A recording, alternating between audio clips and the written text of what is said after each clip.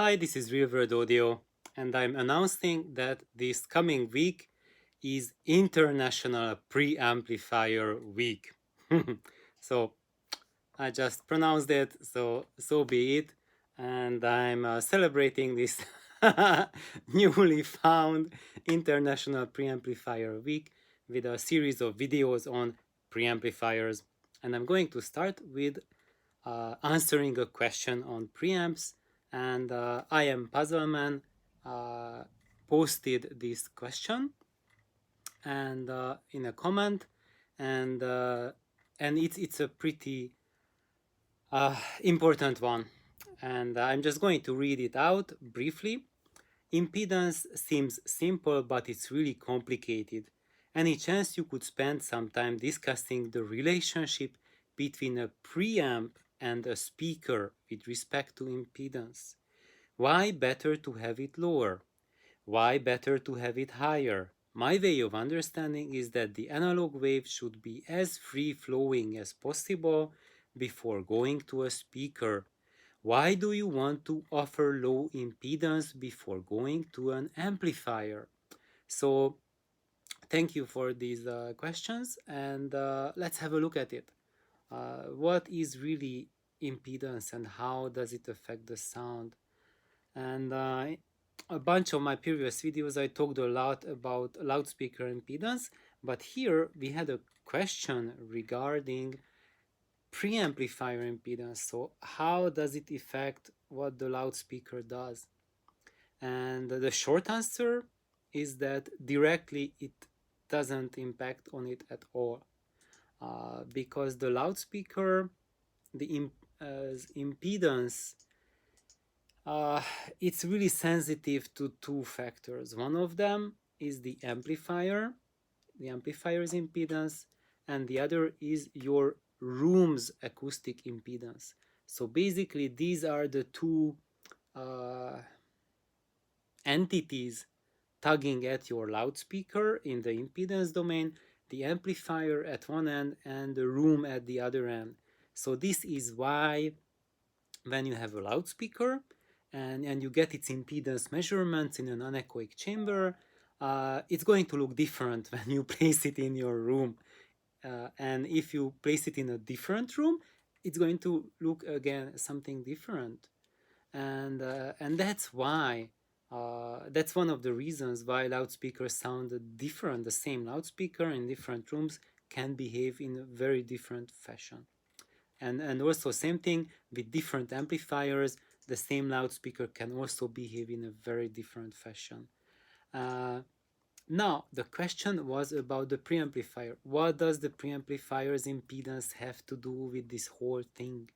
So as the loudspeaker has to negotiate the impedance of the amplifier and the impedance of the air, and then they are a sandwich, so that they make this thing happen on their own. However, what the preamplifier does, the impedance, the output impedance of the preamplifier has to negotiate with the input impedance of the power amplifier. So basically, the end of your preamp is talking to the front of your power amp, and then the back of the power amp is talking to the loudspeaker. So the power amplifier's output impedance impacts the loudspeaker, and the input impedance of the power amplifier is talking to the output impedance of the preamplifier. So I hope it's somewhat clear. Maybe let's make it easier. Let me just grab. Okay, here is a roll of Teflon tape, and one more roll of Teflon tape. Now let's imagine that this is your power amplifier. This is your preamplifier, and we can also grab something else, which I don't have any more rolls with me, but here it would be like the loudspeaker, another roll, and here would be your source. Maybe that would be a CD player or whatnot. All of these units, every single one of them has an input impedance and an output impedance. So something in the front and something in the back. And the output impedance of one unit has to match the input impedance of the following unit. And that's the basis, the foundation of system synergy, that basically know as many number of units you have in your system, and all of them, the output impedance has to match the input impedance of the next unit. So basically, when the output impedance of your preamp matches well the input impedance of the power amp, then these two can talk together very well. And it means that the signal is going from preamp to power amp with minimal loss and minimal distortion.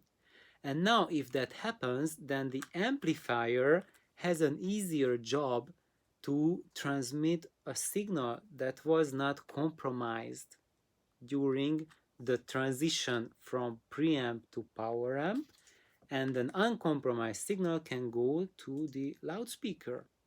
So basically, if the preamp's output impedance and the power amp's input impedance matches each other, is complementary to each other, that will still translate as having a better sound quality in the end, because the power amp has a better source coming in.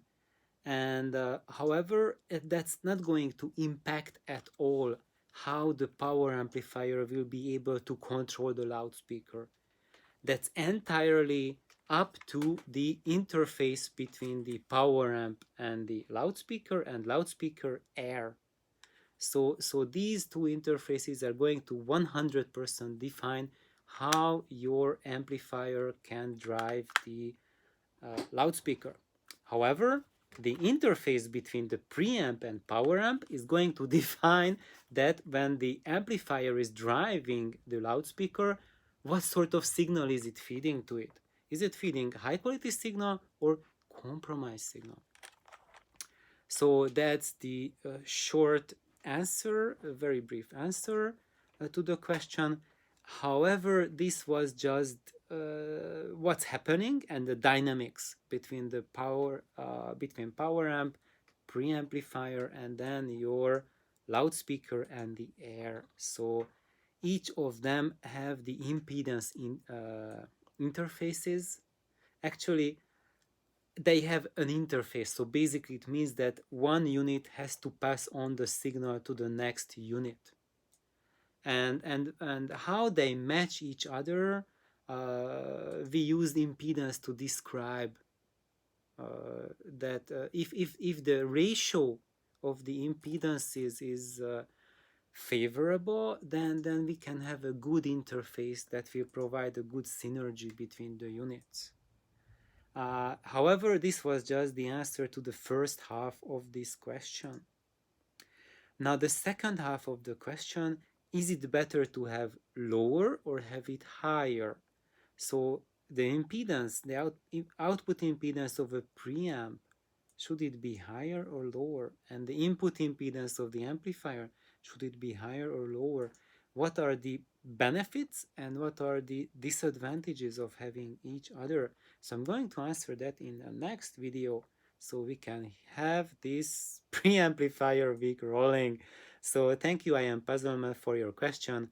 I hope I have answered the first half of it, and stay tuned for the second half.